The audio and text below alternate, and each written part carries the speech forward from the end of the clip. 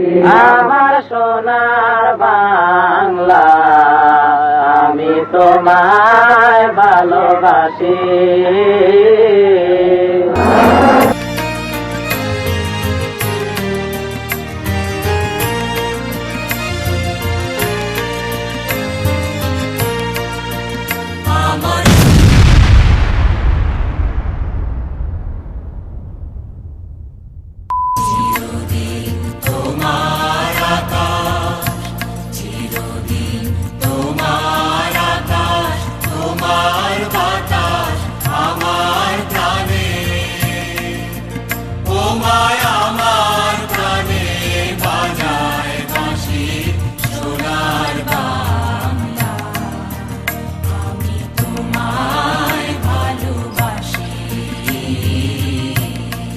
বাংলাদেশ সেনাবাহিনী আমাদের গর্ব, আমাদের আত্মবিশ্বাস। কিন্তু জানেন কি, এই বাহিনীর ভেতরে রয়েছে কিছু বিশেষ ইউনিট যারা দেশের নিরাপত্তা নিশ্চিত করতে কাজ করে নিঃশব্দে, নির্ভীকভাবে। আজ জানাবো তেমনই এক ইউনিট, কমান্ডো ইউনিট সম্পর্কে।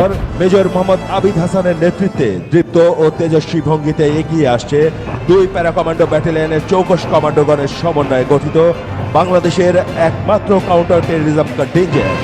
Counter-terrorism contingent led by Major Mohammad Abid Hassan, marching past saluting day. Bangladesh সেনাবাহিনীর কমান্ডো ইউনিট হলো একটি বিশেষায়িত দল যারা উচ্চমাত্রার প্রশিক্ষণ প্রাপ্ত। এদের কাজ শুধুমাত্র যুদ্ধক্ষেত্রে নয়, জিম্মি উদ্ধার, সন্ত্রাস বিরোধী অভিযান এবং উচ্চ ঝুঁকিপূর্ণ মিশনও তাদের দক্ষতা অতুলনীয়।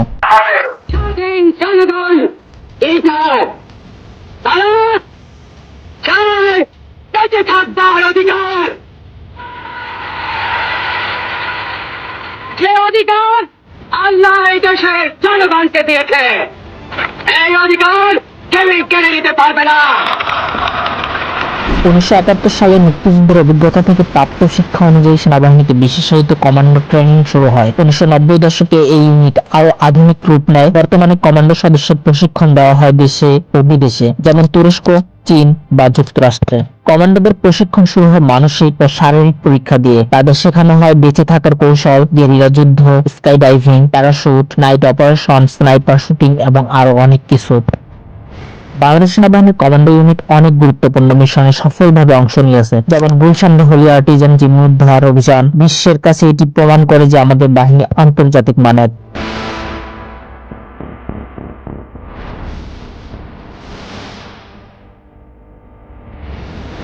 জাতিসংঘ শান্তিরক্ষা মিশনে বাংলাদেশ সেনাবাহিনী, বিশেষ করে কমান্ডো ইউনিট, প্রশংসনীয় ভূমিকা রেখে চলেছে। আফ্রিকার নানা দেশে এদের দক্ষতা ও পেশাদারিত্ব ইতিমধ্যেই প্রশংসিত। বাংলাদেশ সেনাবাহিনীর এই গর্বের ইউনিট নিয়ে আপনার কি মতামত, মন্তব্যে জানাতে ভুলবেন না। ভিডিওটি ভালো লাগলে লাইক দিন, বন্ধুদের সঙ্গে শেয়ার করুন এবং আমাদের চ্যানেলটি সাবস্ক্রাইব করুন আরো চমৎকার সামরিক বিষয় নিয়ে ভিডিও পেতে।